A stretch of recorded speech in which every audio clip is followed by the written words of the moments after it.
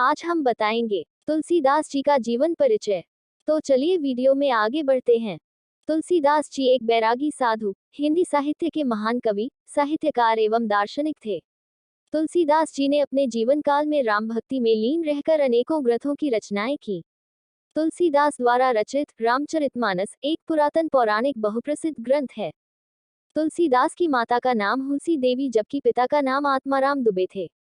कई सूत्र दावा करते हैं कि तुलसीदास पराशर गोत्र वंशावली का एक सारूप्रेन ब्राह्मण थे, जबकि कुछ कहते हैं कि वह कन्याकुब्जा या संध्याय ब्राह्मण थे।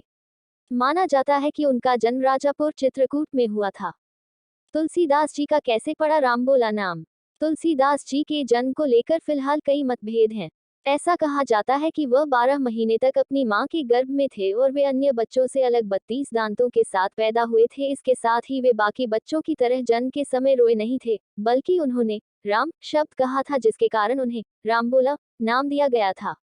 उनके जन्म के समय ज्योतिषियों ने बताया था कि तुलसीदास अशुभ समय में पैदा हुए थे। साथ ही ये भी कहा था कि वे अपने माता पिता के ऊपर संकट रहेंगे, जिसके कुछ दिन बाद उनकी माता हुलसी जी का देहांत हो गया और कुछ दिन बाद उनके पिता ने भी अपने प्राण दे दिए और ये छोटा बालक रामबोला अनाथ हो गया।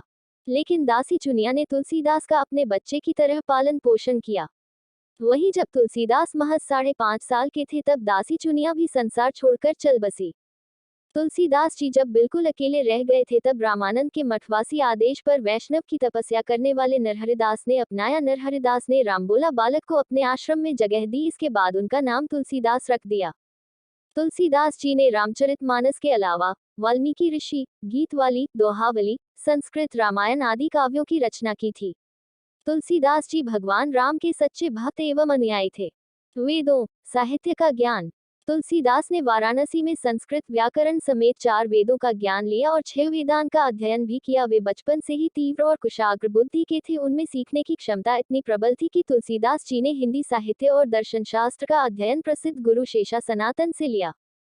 तुलसीदास का विवाह। एक बार जब तुलसीदास अपनी कथा सुनाने में मग्न थे तभी अति सुंदर कन्या रत्नावली के पिता पंडित दीनबंधु पाठक ने उन्हें देखा और उनकी कथा से वे इतने प्रभावित हुए कि उन्होंने अपनी पुत्री का विवाह तुलसीदास जी से करवा दिया। तुलसीदास अपनी पत्नी के मोह में इतना बंध गए थे कि वे उनके बिना एक पल भी नहीं बिता सकते थे। एक बार उनकी पत्नी रत्नावली अपने मायके गई हुई थी, तब वे उनकी वापसी तक का इंतजार भी नहीं कर सके और उनके मन में अपनी पत्नी से मिलने की प्रबल इच्छा जागृत हुई कि वे रात के घने अंधेरे में उफनती हुई नदी को पार कर अपने ससुराल पहुंचे और फिर सीधे पत्नी के कमरे में पहुंच गए। जिसे देख उनकी पत्नी चौंक गई और तुलसीदास जी के इस व्यवहार से क्रोधित हो गई और रत्नावली ने फिर एक श्लोक कहा, जिसे सुनकर तुलसीदास जी का जीवन ही बदल गया। रत्नावली के इस श्लोक से बदल गया तुलसीदास का जीवन। अस्थि चर्म मय देह यह तासो ऐसी प्रीति नेकु जो होती राम से तो काहे भव भीत।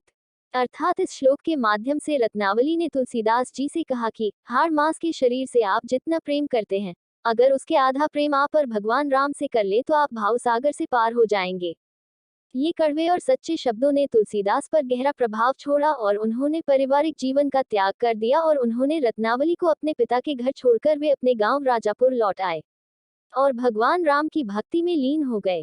तीर्थ यात्रा पर चले गए तुलसीदास। अपनी पत्नी रत्नावली के शब्द सुनने के बाद उन्होंने पूरे भारत में तीर्थ यात्रा की। वे बद्रीनाथ, द्वारका, पुरी, रामेश्वरम और हिमालय में लोगों के बीच गए और वहां श्री राम के पावन चरित्र का गुणगान करने लगे। लेकिन उन्होंने अपना ज्यादातर समय काशी, अयोध्या और चित्रकूट में ही व्यतीत किया, लेकिन वे अपने आखिरी समय काशी में आ गए थे। और इस तरह से तुलसीदास जी को मिला हनुमान जी का आशीर्वाद।